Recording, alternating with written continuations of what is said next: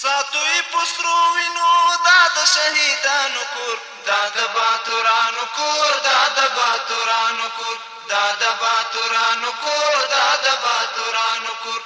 ساتوی پسرو وینو دا د شهیدانو کور، دا د باتورانو کور، دا د باتورانو.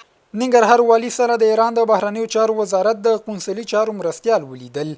ننګرهار والي حاجي مولا محمد نعیم اخوند سره د ایران اسلامي جمهوریت د بهرنیو چارو وزارت د قونسلي چارو مرستیال وحید جلال زاده په جلال آباد ښار کې د یاد هیواد د سرقونسل مجید رضا پناه او همکارانو په بیلابیلو برخو کې د دوه اړخیزو اړیکو پیاوړتیا په موخه وکتل.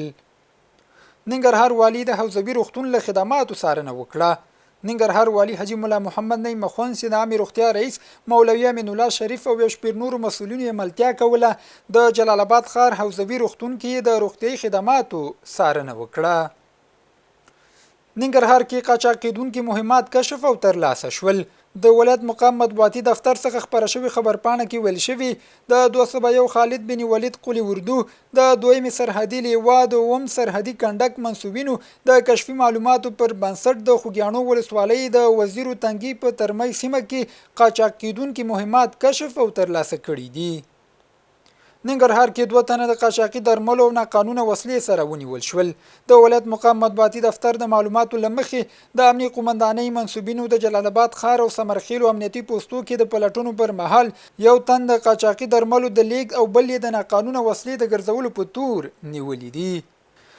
او ننګرهار میشتي ولسونه او هټیوال په سوداګریزو شرکتونو او دکانونو د مالیې کمولو د پریکړې تود هرکلی کوي.